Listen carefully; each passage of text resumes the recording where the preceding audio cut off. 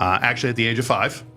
He was diagnosed initially. Kyle was an incredibly faith-based kid for being 5 years old. And he said, Jesus, told me that I'm never going to be any bigger than this. And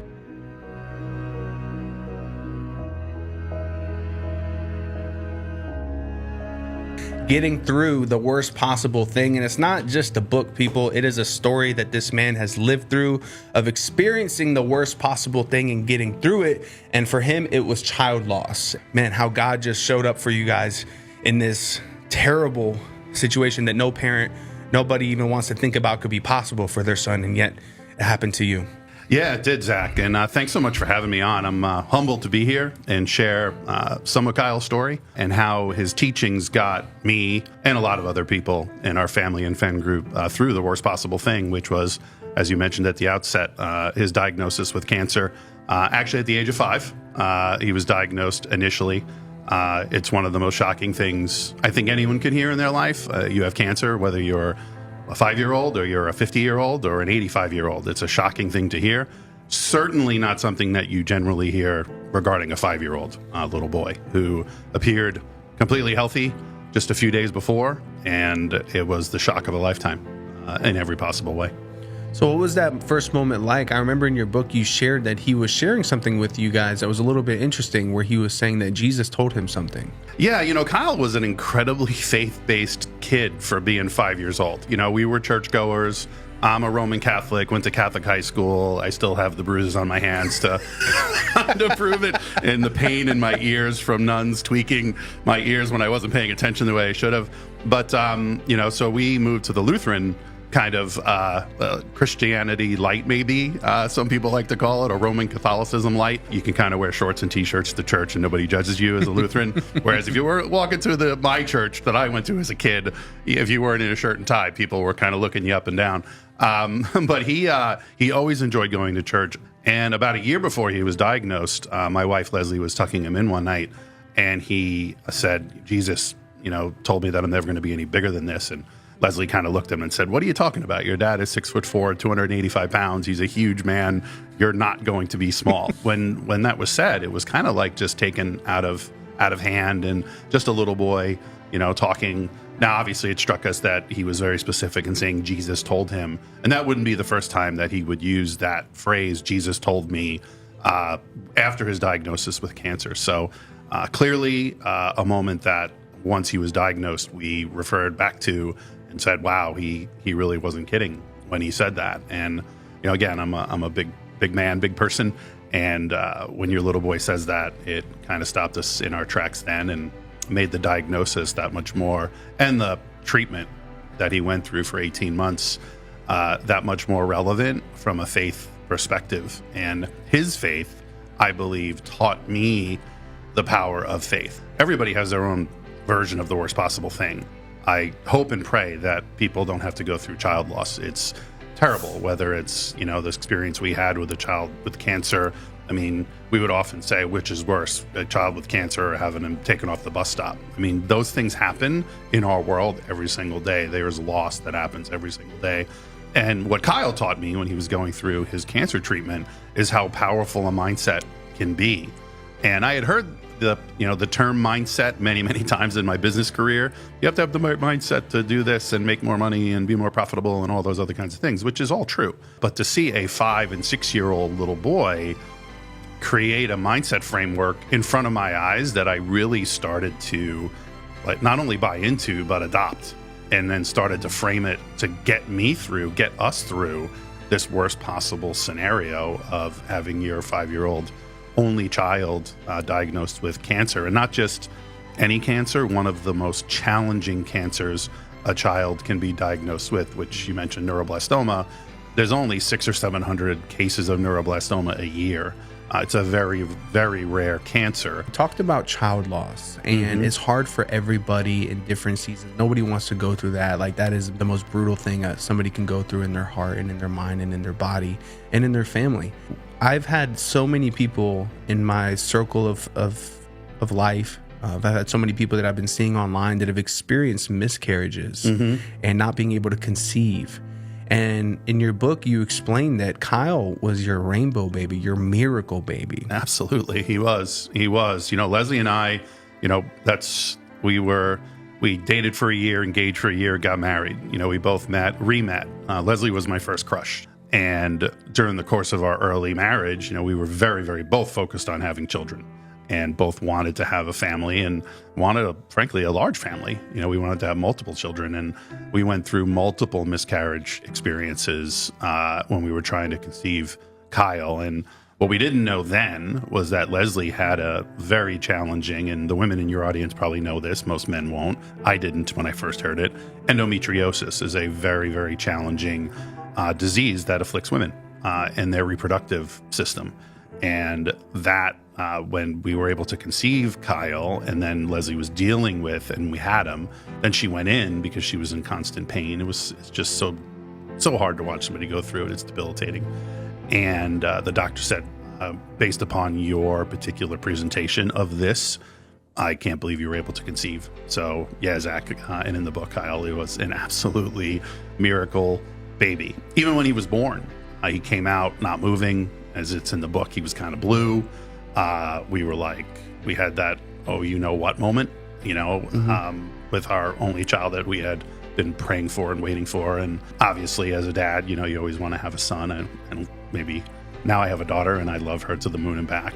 But yeah, that was another scary part of the whole situation. So what was that like when he got diagnosed as a parent? What was that first initial shock? Was there this faith in you that was still strong? What was that first season like for you guys? So when Leslie brought him into the local kind of urgent care near our house, and the doctor there looked at Kyle and said, there's something really wrong. They ran some blood work. They found his white blood cell count, it's all in the book, had exploded, and said, we already have you a place at Children's Hospital in Minneapolis, and we want you to go down there immediately. So we went down there, and it just so happened that Leslie's cousin Paul and his wife Alice is a pediatrician and worked at Children's Hospital in Minneapolis. So they were the first call we made while we were panicked driving down to downtown Minneapolis from our hometown of Maple Grove. And once we got there, and she took a look at Kyle, Alice, and obviously they admitted him and looked at him. And when she came, she disappeared for a little bit, as it says in the book, and then she came back, and you could see on her face, she had tears in her eyes, that something was really wrong. And then that's when they came out and told us that your son has cancer, and we're 90+% sure that it's leukemia. There's a couple of different versions of leukemia. One is called ALL and one is called AML, and AML is worse than ALL, but either one of them is far better outcomes than what a few days later they came back and said, well, he doesn't have leukemia, he has cancer, and it's neuroblastoma, as we've mentioned a couple times. And once I saw what that meant and what that was going to mean for him and the type of treatment he was going to go through, that really took the wind out of our sails, because the outcomes for leukemia are far better than the outcomes for neuroblastoma. So, I mean, it's just, like I said, it's the worst possible thing you could hear, And then from there, did you guys, because it seems like in the book you were very much so he's going to make it through, he's going to pull through, and you guys did everything you possibly could to treat this disease and to make it better and to put him in a better situation from moving and traveling. Talk to me about that journey of what you guys went through. What I learned as I was starting to research neuroblastoma is that there was a few different places in the world that are known for treating it, because it is rare. And if you're gonna be dealing with that particular disease, one of the places you're gonna want to be in is Sloan Kettering Cancer Center in New York. And we were living in Minneapolis, as I mentioned. He was diagnosed at Children's Hospital Minnesota, and Children's Hospital Minnesota is a fantastic institution. They really are. They were great. They diagnosed him, and that's where he passed away, was at Children's in Minneapolis.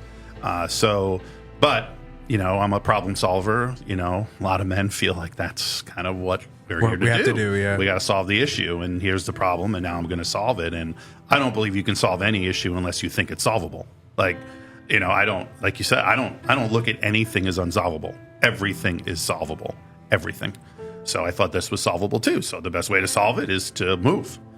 So we had been living in our dream home in Minneapolis and Maple Grove, and we loved it, and we didn't want to leave.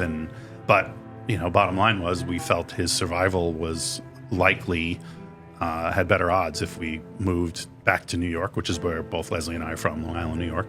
So we moved back there. We got people who like came and packed up our house. There was stuff showing up at Children's in Minneapolis every day for Kyle, for us, meals, care, compassion, physically people coming and sitting at the hospital with just sitting there, just to be there, to be present.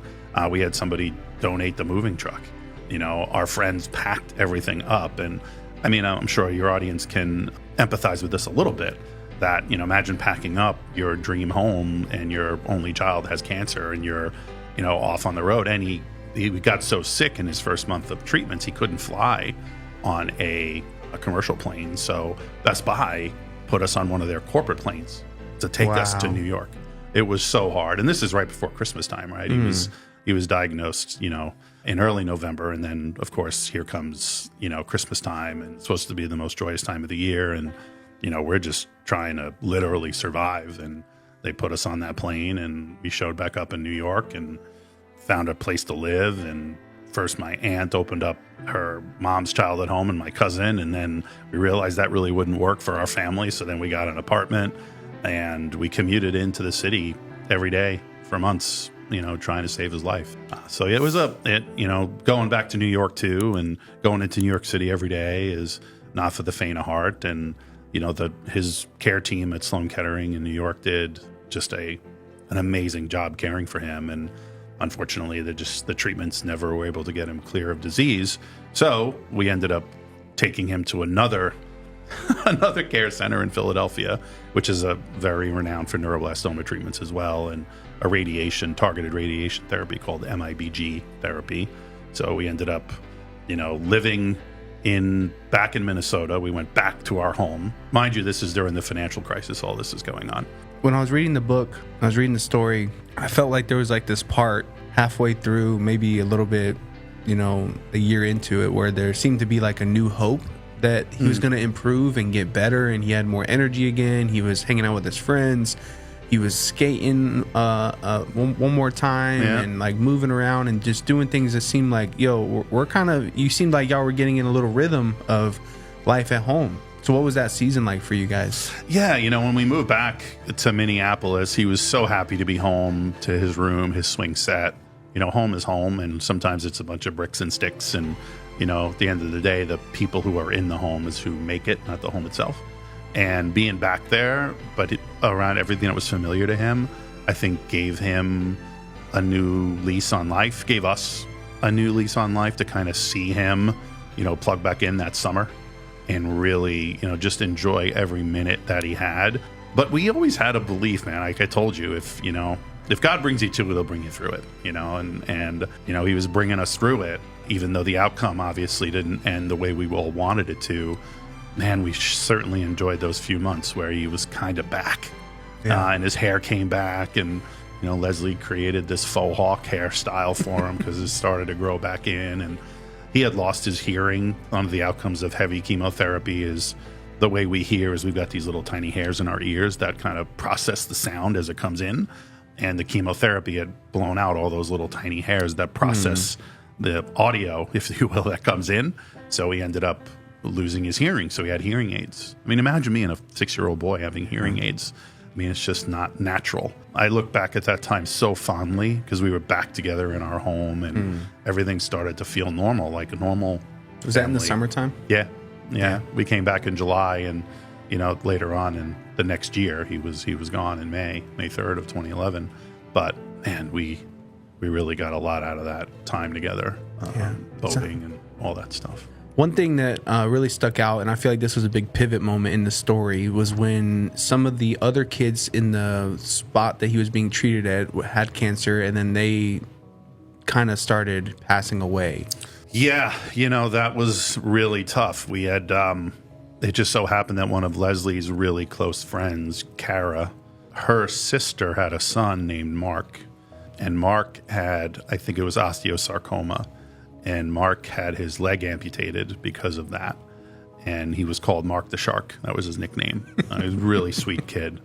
And he was the first one of our, what I would say were closer friends to pass away. And that really, really made what we were going through quite obvious, because we call it the ninth floor at Sloan Kettering. It's like a very small community. It's a pediatric cancer floor. And Sloan Kettering treats every cancer known. And they're renowned for almost all of them. But the ninth floor is the peds floor. It's just pediatric cancer. So you go up there and it's like there are people literally from all over the world. So when Mark passed away, that really took our breath away to see what could be our outcome, honestly. What were those last few days like with Kyle? He was, I think it's so awesome that you have this cherry Coke here because, the last few days with him were, really hard when we had to put him into hospice care. And, most of the hospice care was done at home. And then they gave us a choice of whether we wanted him to pass at home or in the hospital. And we decided that probably it was best to have him pass at the hospital. And, so we were, kind of he was in a tremendous amount of pain, and the tumors had really just exploded in his body. He couldn't walk, his knees, his hips. I mean, he had tumor growth everywhere. But he still stayed very witty, and he still stayed plugged in. And, the last thing he said to me, and that's why having this is so amazing. Cherry Coke was one of his favorites, and he opened up the bottle, and like I'm doing now, and it makes that sound, and he held it up to my ear, held it up to his ear, and he said, "Dad, listen to the bubbles. Always listen to the bubbles." And I thought to myself, where is this coming from? Like, what 6-year-old kid? I'm going to take a sip of this in his honor. What 6-year-old kid would think of something, I don't know, that appears to me to be pretty deep? Like, that's a pretty deep statement. Or is it just, I like the way the bubbles sound when I open it up to my ear? But one of the last thing he says is he holds that up and I took that as to mean, hey, enjoy every moment. Be grateful for everything that you have, not what you don't. I think those last moments were painting the path that we had to walk on. So when Kyle passed, those, Leslie and I started to think about, well, what was life going to be like? Because we knew he wasn't going to make it at this point. So we started to think about life without him. So we're grieving that. And then we're also grieving the fact that we're not parents. So we decided to sell our house because we couldn't live in it anymore. There was just too many memories out looking at the empty swing set. As you can imagine, it's just heartbreaking. So we decided to move to a good guy. His name's Ray, who I worked with for years in Chicago, was running a big part of the business for Best Buy. And he said, "Hey, Jim, would you like to move out to Virginia, Baltimore? We got a market out there for Best Buy. It needs a lot of help, and you could help, run it, help lead it." I said, okay, at this point, we need to get out of Minnesota. So we picked up and moved to Leesburg, Virginia, and we began our life there, childless. And I had another friend named Guy Vance, who adopted children from Russia. So he happened to be out visiting the market in Virginia, and we were at dinner. And I was asking him about it because, not only had Kyle said we were going to have a sister, but I felt like we needed to be parents quick. We were built to be parents. We're good at it. Some child out there needs us. And we always thought about adoption. We felt like that was the next best step to take. So my phone rings at dinner with this guy, and it's Leslie. And she's like, "You won't believe, Jen from Chicago, the neighbors of ours, our house backed up to theirs when we lived in Round Lake, Illinois, one of the many places we lived. And they were just getting ready to have their first child. And they kind of met Kyle as a little boy, toddler, growing into, and he loved Greg, Jen and Greg loved Greg, who was a fireman, and Kyle loved firemen, loved everything about them. And they hadn't had their first child yet, but they kind of watched us raising Kyle. And after that, they said, you were just amazing to watch how you raised him and how you cared for him and everything you did for him. And we wanted to model ourselves after that. We just thought how cool it is to have, this family backing up to our house when we're starting our family. And we just thought they were the best people. I had written on one of the blog posts in the book about, wanting to adopt. I think I might have wrote it once, maybe twice. And they didn't forget that. And they called Leslie and said, Jen called Leslie and said, "Hey, I have a cousin. She's going to give birth in 8 weeks. Would you be interested in adopting?" And Leslie was like, yeah, but let me call Jim. And so she called me and I said, you got to be kidding. I probably used some other choice words that I won't say on this particular podcast. So I, jetted home.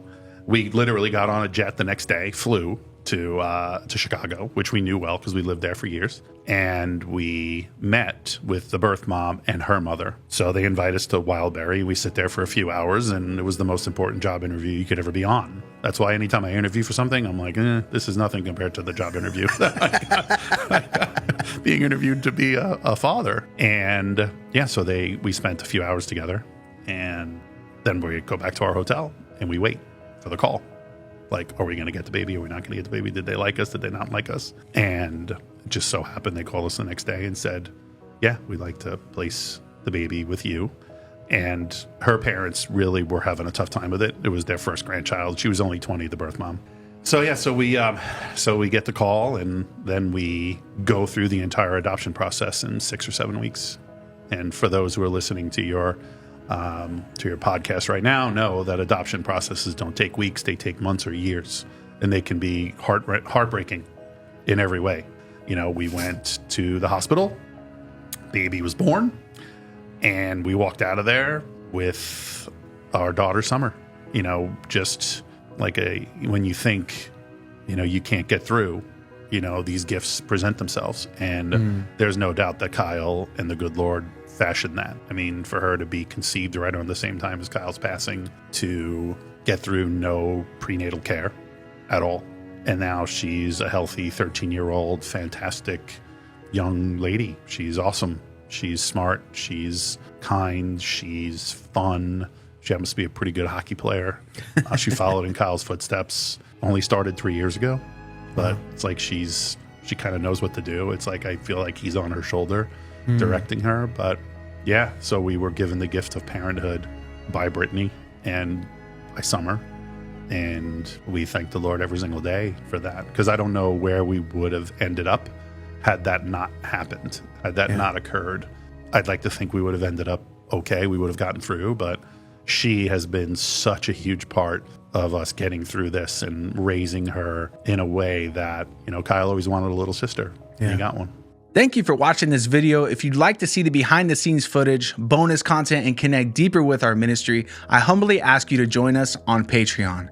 Patreon is the best way to partner with our ministry, and you get early access to so many of the cool things that God is doing in our ministry and all around us. All you have to do is go to the link in the description of this video, as well as if you wanted to type it out, patreon.com/ILikeBirds. And there you'll see different membership options that you can choose from, and whatever the Lord leads you to partner with us in, we truly appreciate it. So thank you so much for signing up, and I look forward to seeing you on the next video.